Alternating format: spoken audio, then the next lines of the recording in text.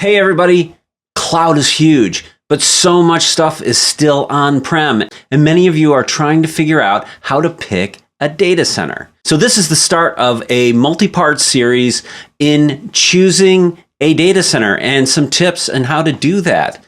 So let's get started.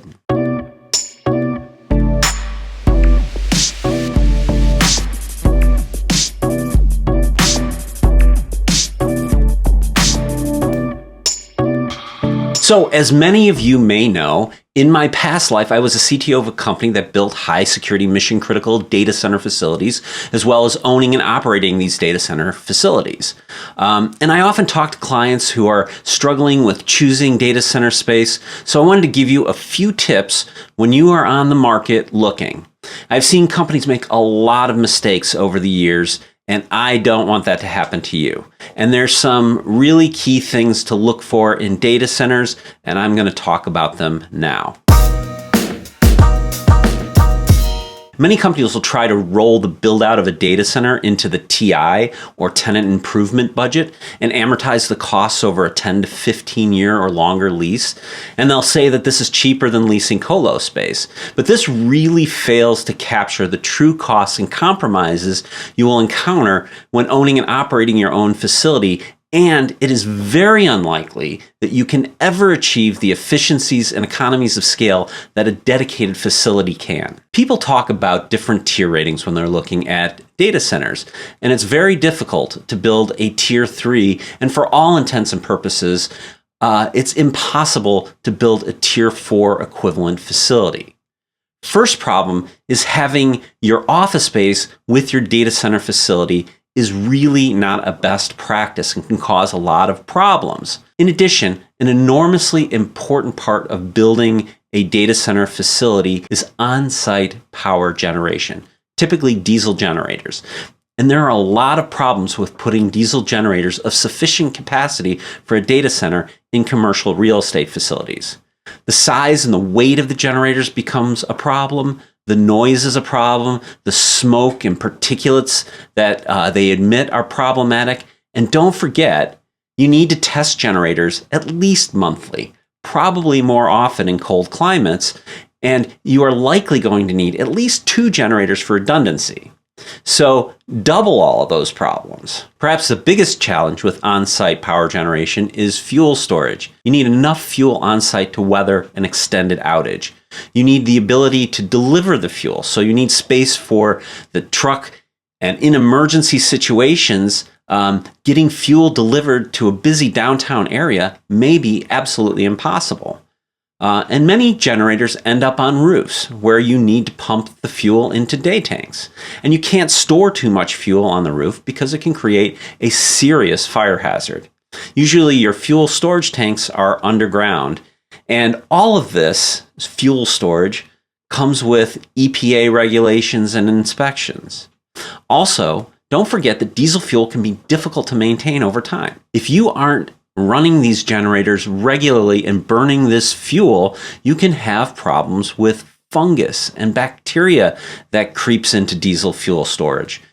You really have to know what you are doing when you have a diesel generator. Service contracts alone just won't cut it.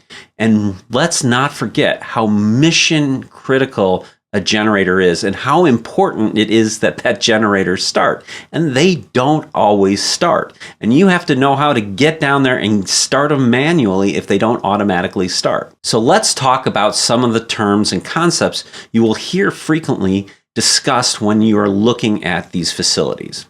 You'll likely hear the quality of data center expressed in terms of tier rating. And most of the dedicated co-location facilities will say they're tier 3 at a minimum. Rarely do you encounter a true tier 4 facility in the wild because they often don't make economic sense. The tiering system was popularized by Uptime Institute, and this is typically what people are talking about when they talk about tiers. However, to actually have an Uptime Institute tier rating requires an audit performed by the Uptime Institute. And the vast majority of facilities never go through this process and are technically not eligible to advertise themselves as such, although they do all the time. I think there's only about 1,500 facilities that Uptime Institute has actually audited. So the tier levels are: Tier 1 is the basic site infrastructure that's non-redundant. This is basically your repurposed office space turned into a data center, offering little or no redundancy. They feature a 99.671% uptime, which is about 28.8 hours of downtime per year. Then you step into Tier 2, which offers redundant capacity components for the site infrastructure. These facilities have partial redundancy in their cooling and electrical systems typically, and feature about a 99.749% uptime, which translates to about 22 hours of downtime per year. Now we get into Tier 3, which is concurrently maintainable site infrastructure.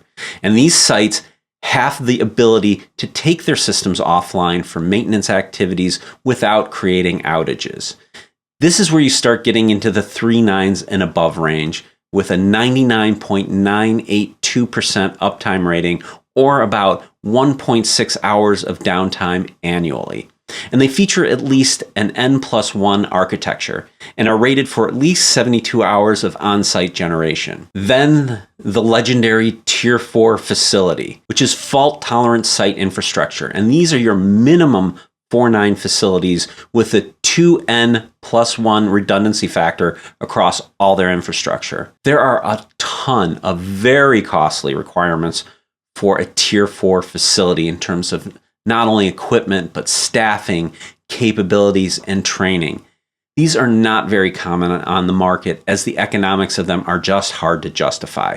The money spent going from a Tier 3 to a Tier 4 facility is usually better spent on other areas to improve operations and capabilities. You get more for your money if you use it in different areas. Another term you will hear a lot is Tier 3 Plus. And while this is technically not a thing, as there is no Tier 3 Plus Uptime Institute certification, what they are describing is a facility that meets a Tier 3 standard but has some of the enhanced features of a Tier 4 facility. Typically, this comes in the form of 2N or 2N+1 features. Much of the Uptime Institute standard grew out of the work of the Telecommunications Industry Association TIA 942-A standard, which has now been upgraded to the TIA 942B standard. And these are good guidelines for best practices in building facilities. And all of these standards are out there and available for you to review. So when you're looking at a facility, you might want to take a look at some of these tier standards documents so that you can ask the appropriate questions when you're talking to the people at the facility. Now, I've mentioned N+, 2N, and 2N+1. So let me define these terms a bit. N is your basic non-redundant system. I need 2 generators, I have 2 generators. N+ refers to a situation like I need 5 generators and I have 6. So if one of those 5 generators fails, I have another one to bring online to cover it. This would be an N+1. If you needed 5 generators and you had 7 generators, it would be an N+2 facility, and so on.